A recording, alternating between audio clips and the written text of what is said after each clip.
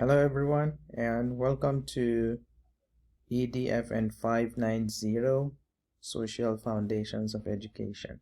So I just want to give you a quick tour of the D2L page. I think what I will do now is I'm going to change my view to student view so that we will be seeing the same thing as I am going through this tour. So if you are a student in this class, this is how your D2L page is going to look like. Here, always my announcements for the week will be coming up here, and this is a link to my office hours, which is a recurrent thing. So anytime Mondays, Tuesdays, and Wednesdays between 10 a.m. and 12 p.m. my office hours are live in case if you have a question or if you want to chat about something. I will try to be live on Zoom on this, so just click on this. It's going to take you there. In case if this announcement went down or goes down as a result of more announcements, you can find that information right here, which is fixed. So as this is a hyperlink, once you click on that, it's going to take you to the Zoom room, which I'll be there during this time. In terms of content, you go into content browser, and as I said, we're going to we have 4 modules for this course, but module 0 is there. So as a student in this course, when you click on module 0, you will find all this information, which are really helpful for you to read. These are technical suggestions, expectations for the discussion board, netiquettes, how we conduct ourselves online, student conduct, MU policy. All these are direct copy and paste links from the university website, which you can browse at your own convenience. And this is where you will find our course syllabus and description of assignments. So in case in your assignment or in any of the assignment or discussion board we will be using or will be conducting in the course of the semester, you feel you want to record a screencast. So these are one of many of the simple and user-friendly screencasting tools that you can use. For example, MU video is Kaltura, which is provided by the university. Very easy to use, and when you click on this, it's going to take you to the page where you will have all the information. For Screencastify, it's an extension to Google Chrome. You click on this, it's a tutorial on how you can use that. Screencast-O-Matic, this is like the one I'm using right now, is Screencast-O-Matic, and you will find ways to use that.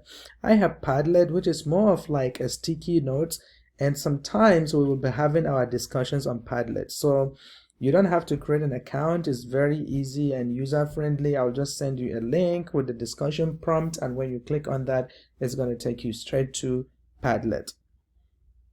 And having said that, this is module 0 and this is module 1. As I said, if it was in my view, you will see that I have the list of all the 4 modules for the course, but because I changed to students view and I did not make it available, so you cannot see that. And here I also have a folder named resources. Under this folder, please keep checking as you see the number of items under here, keep adding, because I will be posting some resources that I feel you might be using or it might be useful for you in your classrooms in the future, and I will post those under resources. And take a quick tour of our module 1, and here I have the description of the module, what we are going to cover, as well as the objectives for the module. And at the end, there is a description of this documentary, which I ask you to get, and I hope we already watch it by now, or we are still watching it. So here, this module is divided into 2 parts, and part 1 and part 2, I all have content and document, which you can access from here or from here, or you can just click on this. It's going to open up and you will see what is there. Under each module, I give a description and some background notes of things that we are going to be covering. and possibly if there is a discussion on that module, you will find it here. When you are done reading this and you want to go to the discussion, you can access that through here, or you can access that through the discussion forum on the discussion board. So either way is okay. Then the second part of the module is here, and I have some content that you can read, and also anywhere you see a hyperlink actually is a live link that can take you to resources that you can read in terms of what we are discussing on that week. I have agents of socializations with this image. For example, you can click on this. The link is going to open and take you to the page where you will learn social agents of socialization. And always, because I embed this link, you can click back and go back to D2L, or you can choose, you can right click on this and say open in another window, which is all okay depending on what you want to do. Also, these are the requirements for the week, the reading. By now I believe you must have read, or you are about to finish reading this. Still no rush, you have the whole of next week to do that. And also there is a short read article about culture in the classroom. Then this video for becoming a culturally responsive teacher. So please take your time to read that. Are various strategies discussed, and I believe a lot of us have used or embed those strategies in our classroom, but I want you to watch that because it's going to help in our discussion board for this part of the week. In case sometimes you might click on the link from here, it will not work. It depends on the background information that D2L is collecting. I have a link to all these articles that I put in here, including the additional resources. Everything is here, so you can access those either way. And about the documentary, this is just a synopsis of what the documentary is all about. And when you watch that, it's gonna spice up the conversation we're going to have in module 2 about this documentary. So taking you back to the discussion forum, you go to discussion and I have the forum, this forum for help. Anytime I subscribe for this discussion forum, so anytime you are facing issue with D2L or something else, just click on that, leave your message. I will get that just like you sent me an email. I already subscribe on this, so I will be there to help. And in case if what you posted here, someone read that and he or she can provide you with some help, please do that, and let's help each other and be there for one another while we are taking this course. The self-introduction is there. I already have a post, and I see that Kayla already posted hers, which I read is very interesting. And these are the discussion for module 1, for post 1 and post 2. On the syllabus, I said I will be opening this for like the post number 1 for the week. It's going to be open on Monday and close on Tuesday. Then on Wednesday, I'll open the post 2. But for this week, because it's starting, so I opened up all the posts for us to see. And this is really very important, especially with a lot of us that are teachers. And this is actually something from the article we read. And this is, it ties in with the discussion of one of the chapters in the book.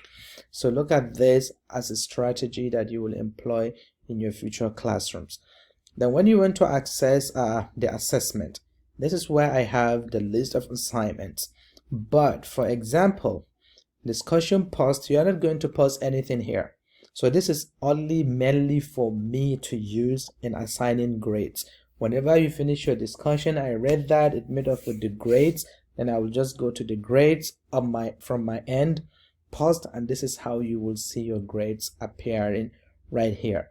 And for self-introduction project as well, I will just read that, come back here, so you don't have to post anything here. The only thing that you may post here might be something from your issue resolution plan. if you choose to use PowerPoint or a paper description, so this calls for you to submit something here. Then I will read that and I will assign the grade. This is our final paper, the position paper, which was well described on the syllabus and the assignment description. And this sign is telling you that I activated originality check. So whatever paper you posted here, the Turnitin is going to look into that and match the originality check, just to like for the plagiarism check and stuff. So be careful and try to paraphrase very well and cite appropriately. And for the virtual experience, this is in lieu of the field experience. So a detailed description on how you can access this atlas, where you will access the videos for you to use as your virtual example, will be provided. We are still trying to figure out ways that you can access these videos without asking you to pay, because it's a license that the university purchased for the professors. So we are working with the Office of Technology to see how we can give access to students for this, for the foundations blog in the summer. And from now, if you have any question related to this, please don't hesitate. As always, I try to be quick on email. You can email me all the time. I'll just give you a quick tour like from my end to show you these modules are already there. You can see module 2, 3, and 4 are all there, but I keep them hidden until when the time comes for me to release them.